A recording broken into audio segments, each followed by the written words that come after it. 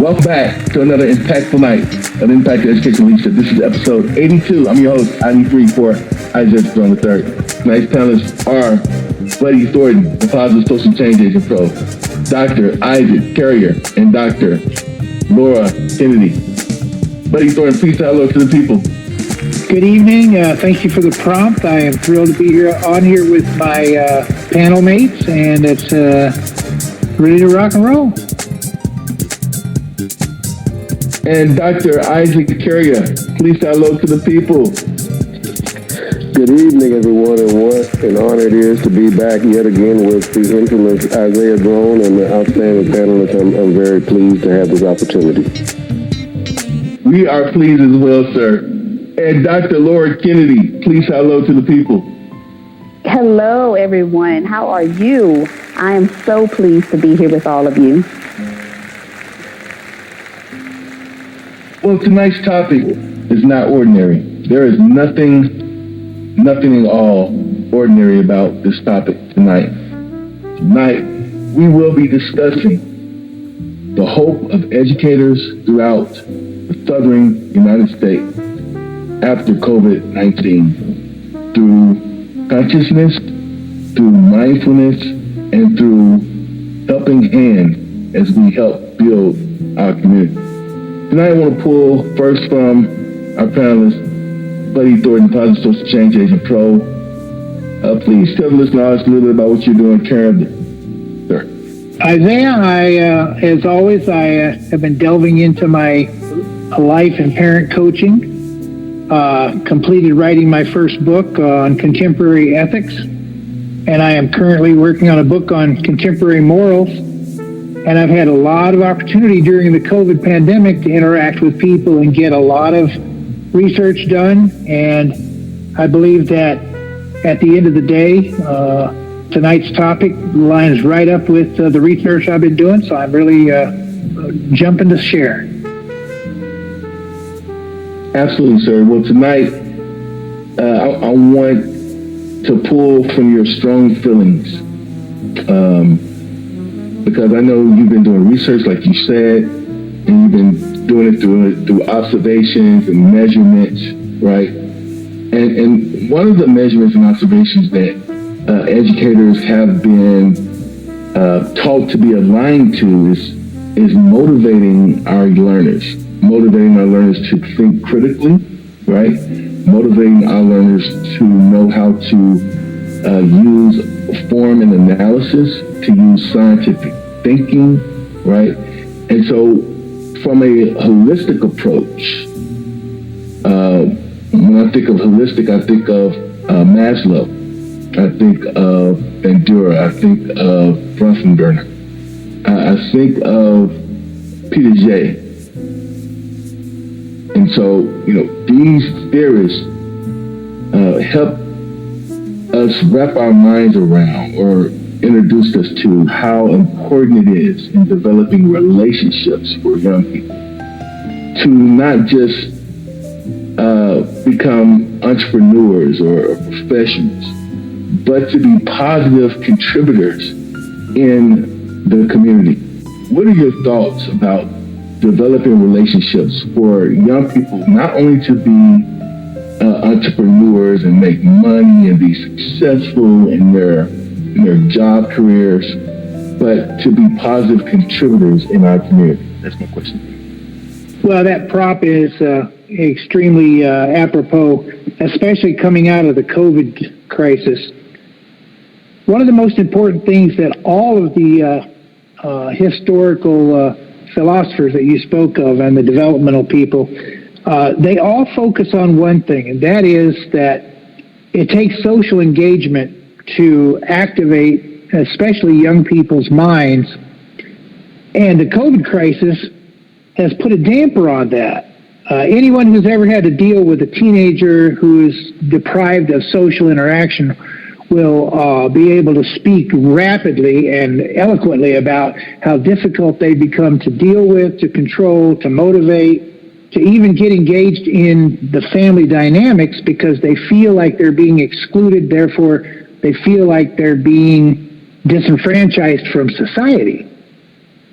So I twisted the question a little bit. How important is developing relationships for young people to become vibrant, relevant, and positive contributors to the community and to be fully empowered? Relationships require social interaction. Social interaction triggers the neural cortex. It allows all of the neurology to activate, to create neural pathways, and to build a personality. The biggest drawback for any of our youth is that they haven't had the advantage of time and experience.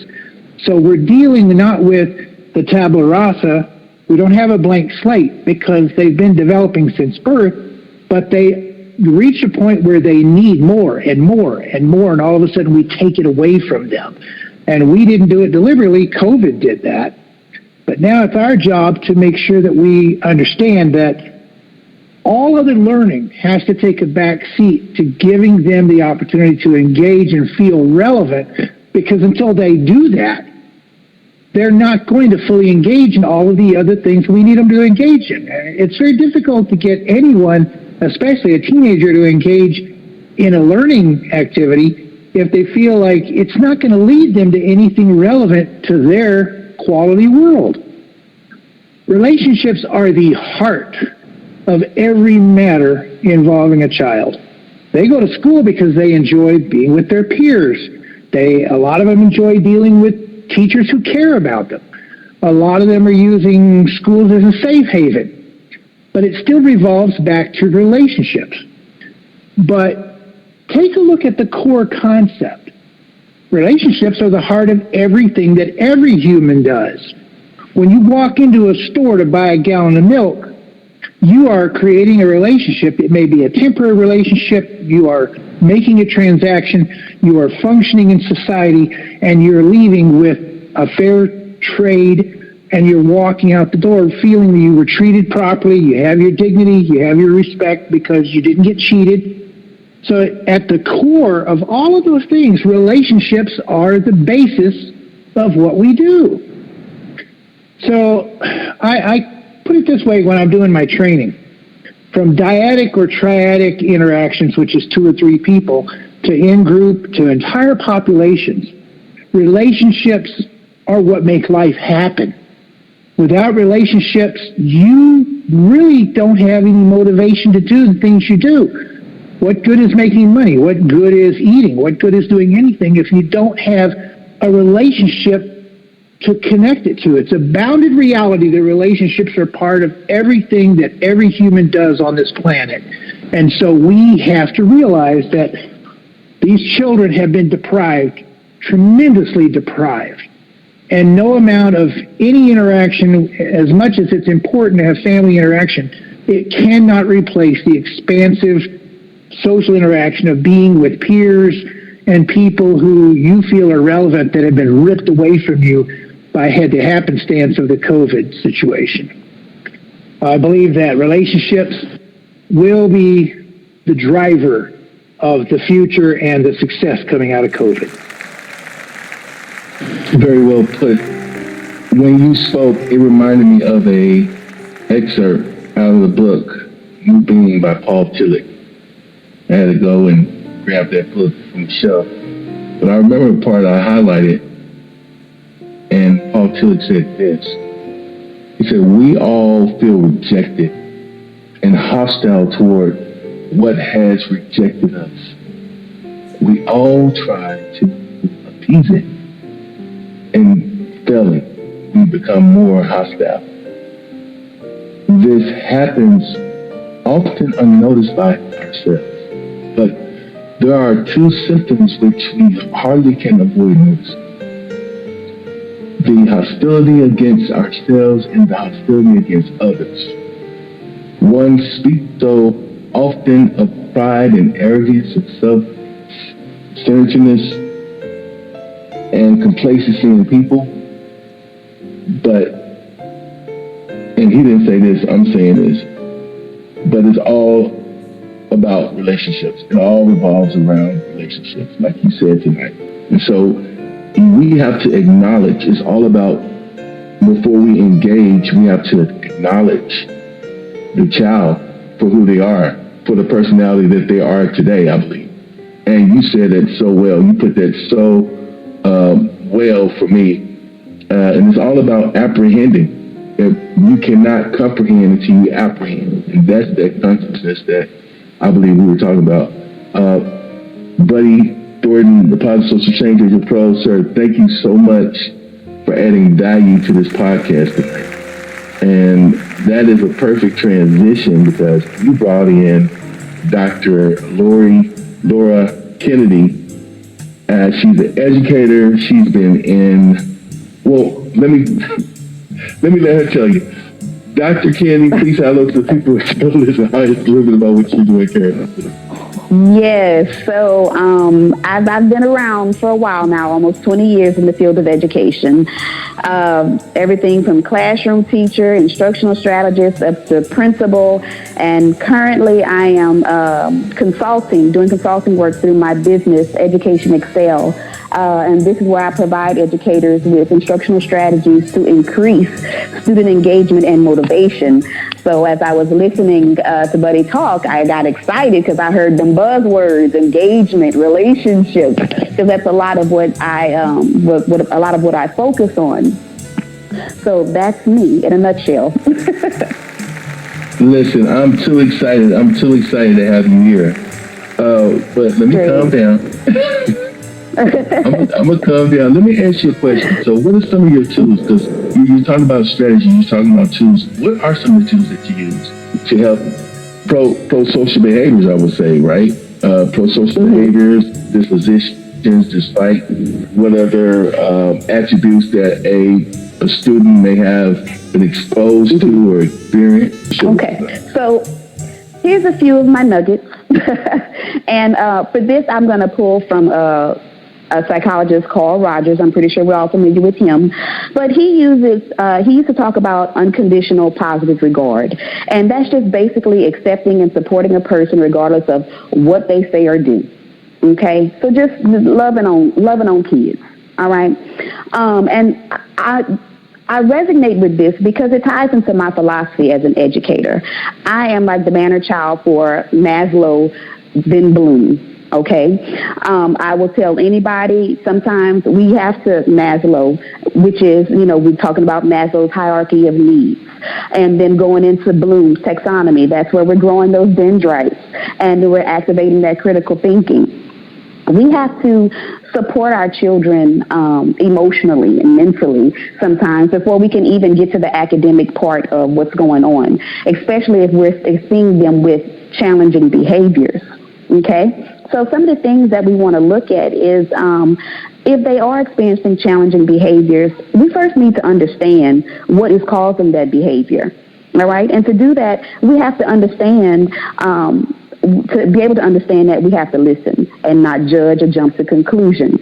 There's been a lot of times where I've been on a campus and we just assume, that, he just don't want to be here. Or, who his family is. And, we come up with all kinds of excuses, but, we don't sit down and really get to the root of the problem. Well, what is bothering this child? How can I help him? Okay. So taking those steps towards understanding that person and even helping them put words to their feelings. You may be dealing with a 16-year-old child that's acting out and they don't know how but just to be violent or to say cuss words to express themselves.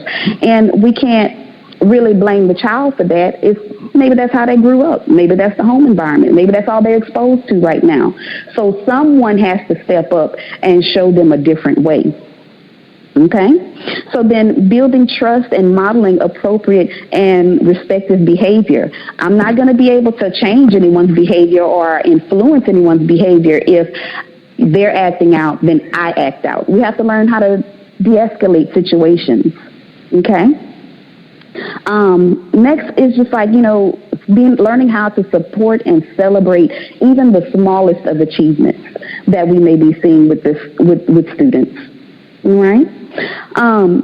Something else, and I find this to be the most important step, is self-awareness. And I'm talking about the educator. self-awareness. We have to be mature enough to handle these behaviors. Okay? We have to basically be the calm to their storm. So that's pretty much the gist of what my tools are in cultivating those positive outcomes. Wow. Listen. That you were dropping gems. Those were gems. Because the first thing I heard from you was empathy. Yes.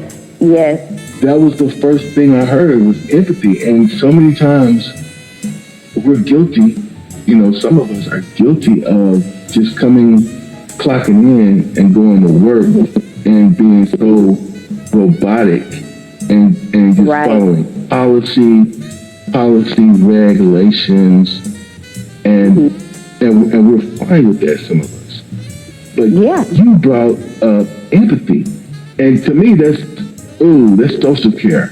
And it's flow, because when you have the empathy, then you can give them that social care. Social care is important. It's not only important for the mind, but it's important for the human spirit. It's a humanistic strategy. Exactly. It's a humanistic. It just works, and it works with the core values of a child, no matter their upbringing, no matter their disposition. Because when you are empathetic, you show that you're at least trying to understand.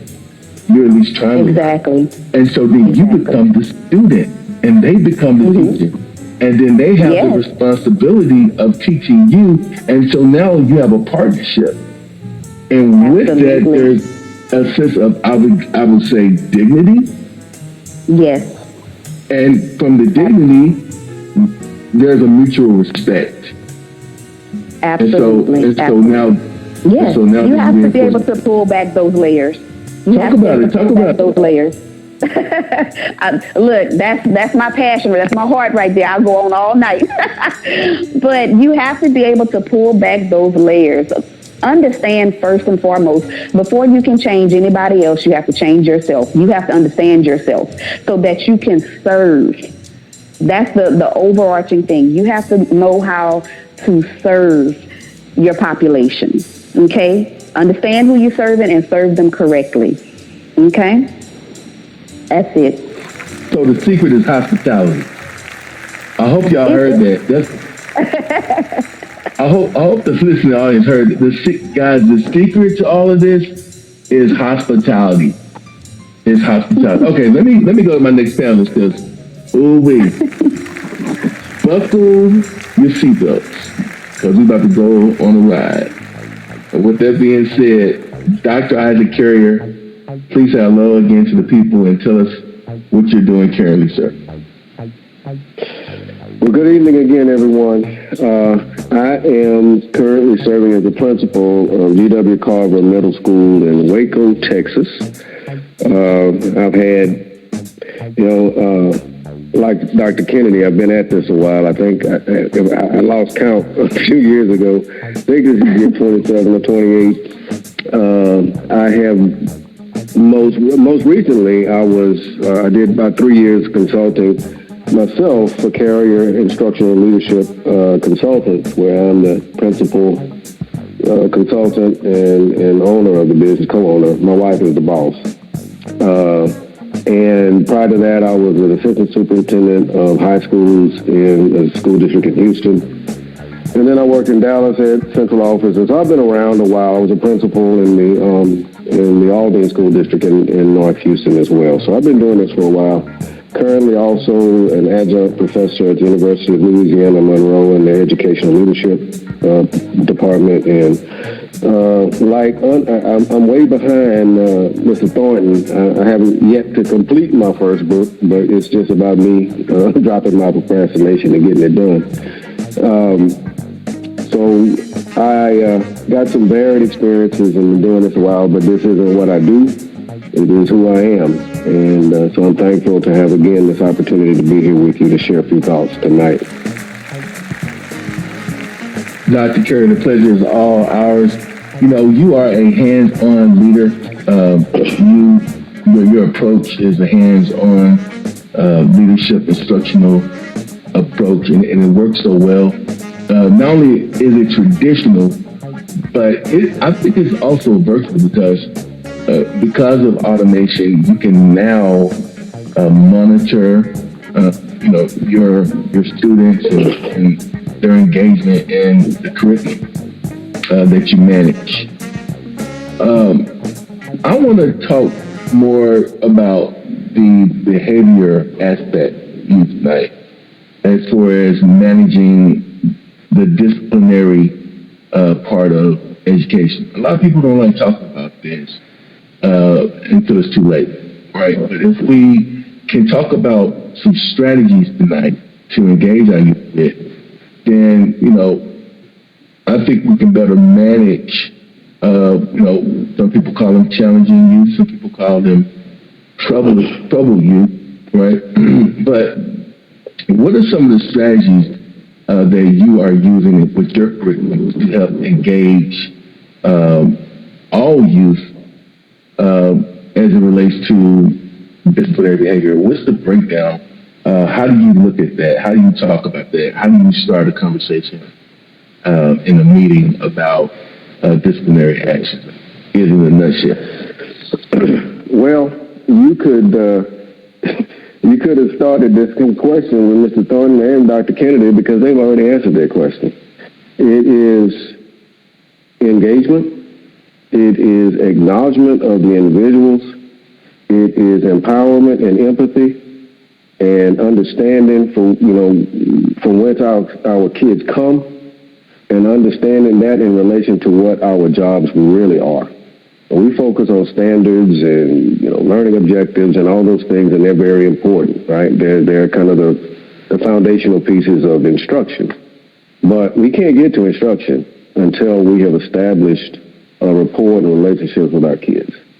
When I first came to my current school, I didn't know anything about the school. This was kind of my being here was necessitated by the pandemic. I have the honor of replacing a principal that unfortunately died because of COVID. And it's a turnaround school that has had 3 different principals prior to me in the 3 previous years. That in itself is a problem, because you cannot have consistency with students or with children or with anything when you have that kind of turnover. But one of the things that I was told, and I've been told this in almost every place I've been, is that, well, these kids are bad, and these kids are this and that and the other. And the reality is that ain't true. It's just simply not true. We have kids that have different circumstances. Well, guess what? Everyone has different circumstances. When we say troubled children, well, we got a troubled world. And let's just be real about it. So, yes, my kids have some of the most deplorable situations that you could possibly even imagine. But when we start talking about that word empathy, Dr. Kennedy, because empathy is what I focus on. Understanding, right? Kids don't need sympathy. They need empathy, right? They need us to understand their circumstances, to embrace that as that understanding, and then help them transcend those circumstances to the greatest extent that we can while we have them in school. So if I have a kid that's traditionally, explosive, right? Well, what are his triggers? What are the things that set him off? And then obviously I'll work opposite of those triggers. And that's what I try to get teachers and educators to understand. In order to establish a relationship, we talk about relationships, and earlier, I think it was Dr. Kennedy that mentioned buzzwords. I don't like buzzwords. I like real. And relationships to me must be real. Those are the kids that come back 10, 15, 20 years later and they hug your neck like they're a little kid again because of what you did for them. That is the benefit in education that we rarely get to see, because when they leave us, we can only pray for them beyond that point, right? Other than what we know we have instilled in them. So when it becomes a behavior situation, a lot of times, that's actually mismanagement in whatever situation it is. As a principal, I have responded to this child in a way that is only going to exacerbate the problem as opposed to de-escalate and then ultimately get to the root of the problem so that we can get to a reasonable and sustainable solution. That's what it comes down to. We focus on the behavior, not the cause. When we focus on the cause, we can not only address the behavior, we can ultimately prevent the behavior from happening at all. So we got to stop looking at kids, and I corrected a parent the other day, that was making a general comment about how bad the kids are. No, the kids aren't bad. Quit calling the kids bad. I said that. I have never met this parent because, unfortunately, due to COVID, I've not been able to shake the hand and hug the necks like I would normally do in a non-COVID situation. But despite that, I'm so passionate about the fact that we have to work from a standpoint of positivity as opposed to negativity. And that has, I think, if I've been proving it to anyone other than myself, I've done that over the last 27 years. And I think I've been able to help a lot of people understand that. I can think of instance after instance where we have teachers that were responding to students in a negative way, but thinking they're right because they're the adult. Well, in reality, I guess, you're the adult, you're going to be right. But that doesn't make it right. If we're not meeting with success with our kids, then we fail them. They come to us with circumstances well beyond their control in some cases. In other cases, it's just a developmental situation. We talked earlier about kids developing at different stages, and things that may have worked at one stage will be different at another stage, and some of those things won't work. And so I think I use my own children, my daughters, as a great example for me personally, and that just kind of translates to my school kids because those kids are my kids. The way I chastised them or addressed situations when they were younger, well, as they grew and evolved, so did my methods need to grow and evolve until I get to a point when they're in their mid-teens and now early 20s, and it evolved from one thing to now we can have conversations, and there have been conversations all along that continuum, but the depth and complexity of those conversations changes as they mature, right? And when we have high expectations for kids, that should be reflected in our actions towards them. We can't say we have high expectations, one, and not be able to define what that really means, and two, act in a manner that goes opposite to those what we say are high expectations. And so for me, I love kids. If you don't love kids, it's going to be very, very difficult to accomplish any of the things that we have discussed here tonight. I know there's all different kinds of programs, Love and Logic, and the whole PBIS system. All this stuff is great, but it starts with one thing: do I care about kids? I can teach you everything that I've ever learned. I may not be able to teach it all well, but I can teach you everything I've ever learned. I cannot teach your heart to care. And if you don't have a heart for kids, it is going to be difficult at best to accomplish this thing we are trying to accomplish, which is ultimate success with our students.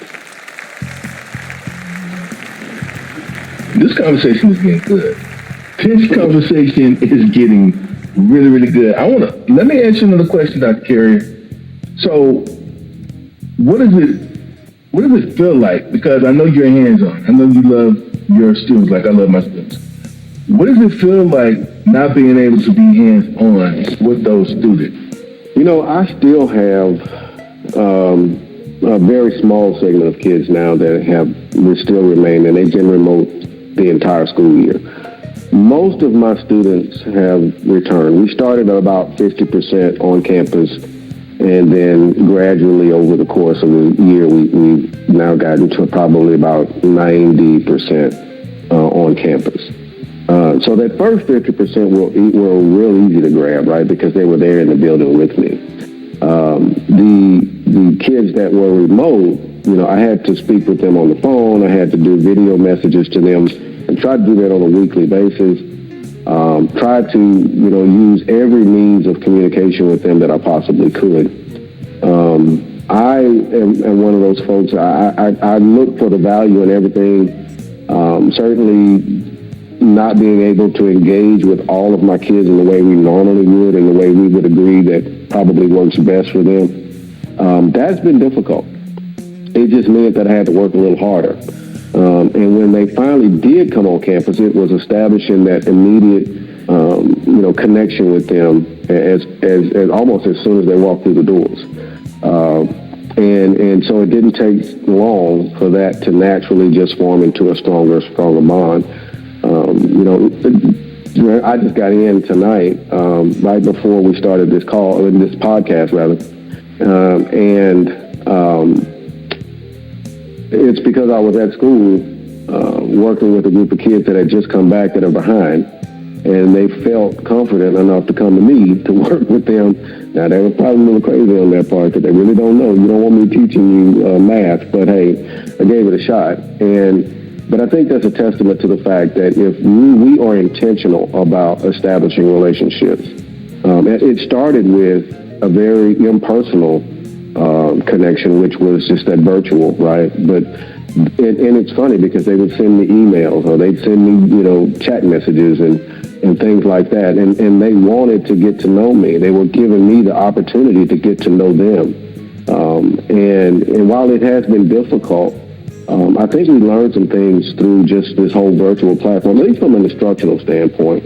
I was using the virtual platform probably 10, 11 years ago to conduct principal meetings with the principals I supervised as a way to honor their time, yet address the things that we needed to do as a principal group. So this wasn't new to me. I've been teaching online classes for, a number of years now. So for me personally, it wasn't this huge paradigm shift.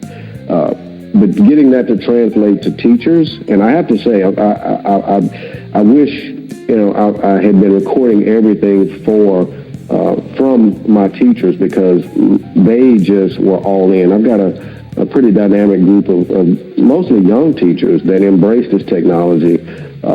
The challenge for them is that they're young teachers, and so they really haven't gotten to the point where they established themselves as really strong teachers yet. But I think some of our, at least assessment data had come back just today, actually. And it shows that we've made progress. And I started this year with the purpose of making a point that regardless of what our circumstances are, we were going to transcend those circumstances and we were going to make progress. And that's exactly what we've done. Is it exactly where we want it to be? Absolutely not. But have we made significant progress? Yes, we have. So I'm very optimistic going into this next school year, where it doesn't seem that we will be under the same circumstances we've had under this past year.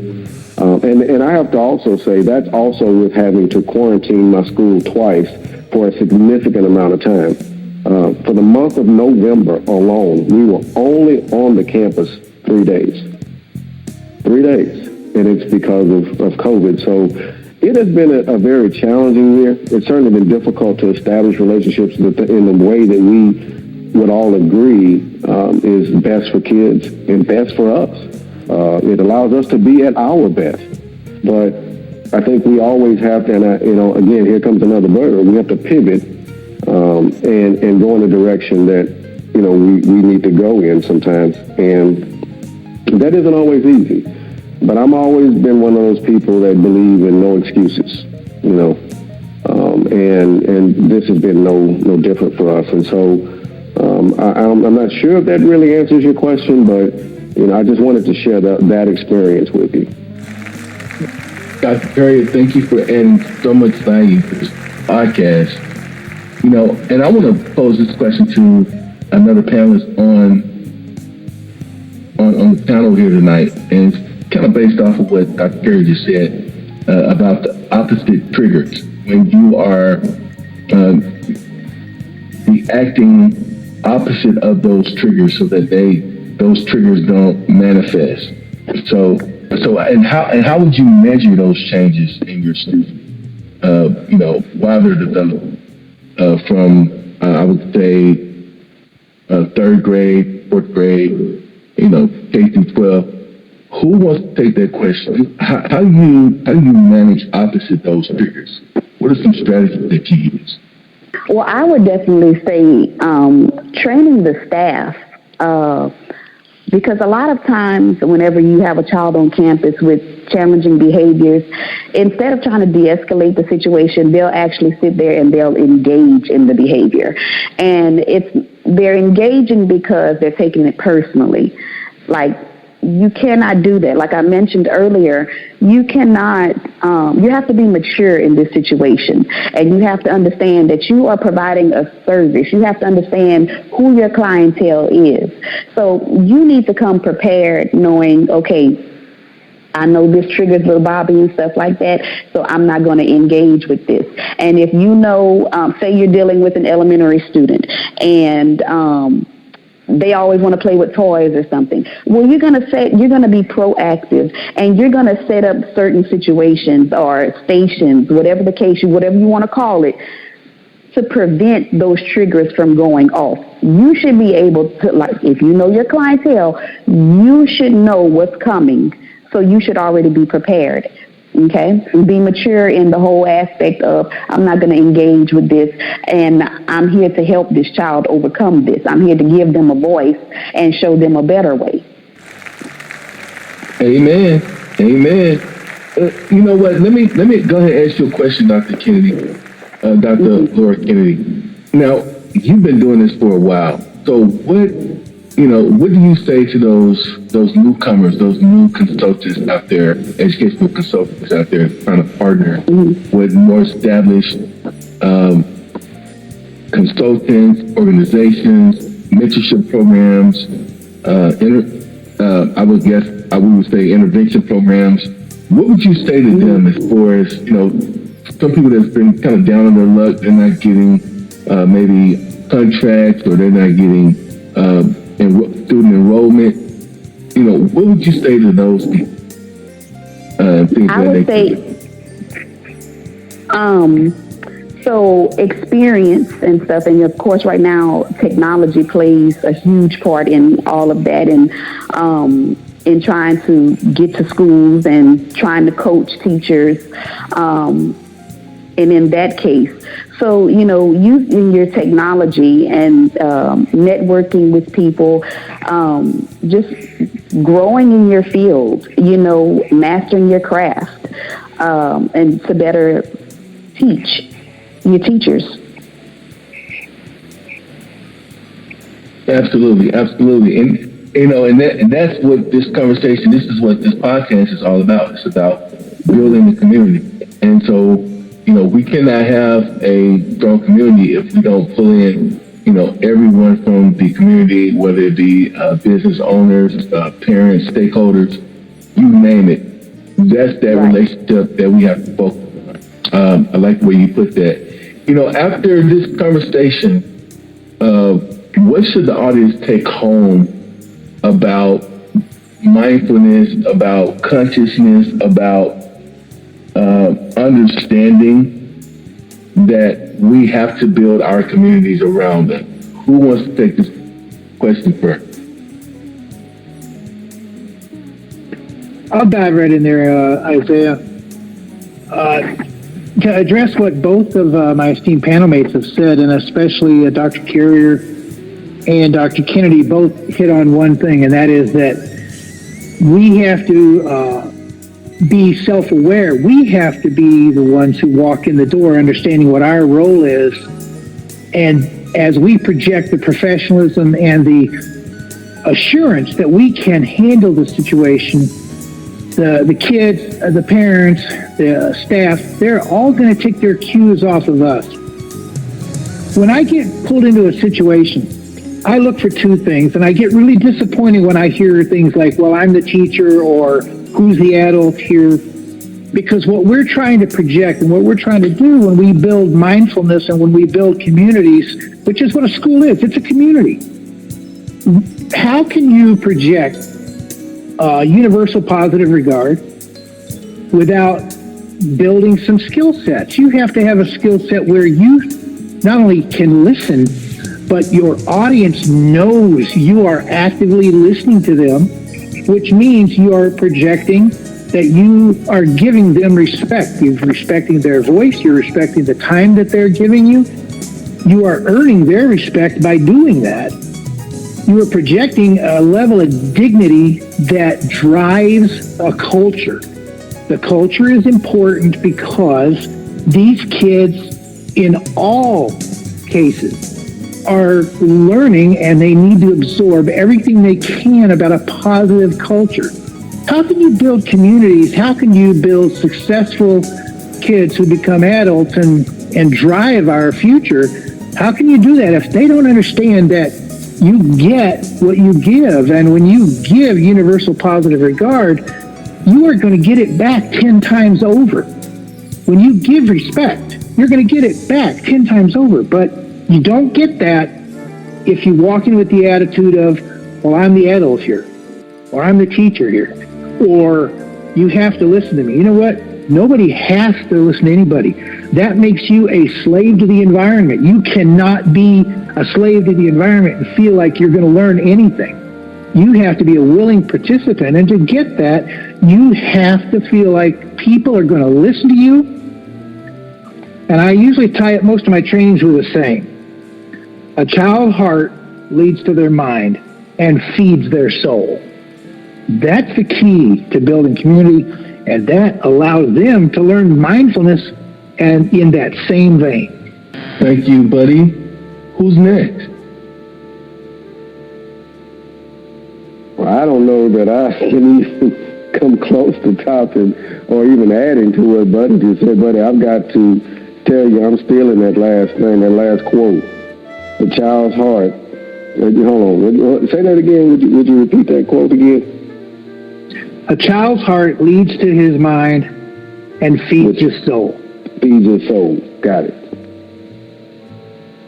At the foundation of all of this, we have to understand that we're in the people business. If we don't have empathy, we cannot meet with success. If we don't seek to include in every possible way and encourage and empower students to engage as the people that they are, right? Without these parameters, let them be free, right? We obviously want to be appropriate and not use off-color language and things like that. But let them be free to express who they are within this work. Accepting individuals for who they are, seeking to understand our children and helping them to transcend their circumstances.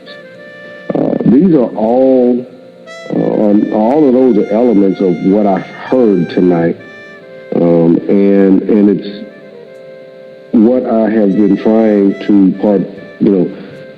get across to people for years and years and years. And I know that there are a lot of people like Mr. Thornton, like Dr. Kennedy, like myself, like you, Mr. Drone, soon to be Dr. Drone, this is our life's work.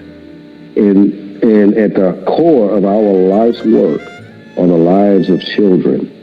And if we don't recognize the extreme importance in that, then I just don't know that we can meet the mark for what we need to accomplish.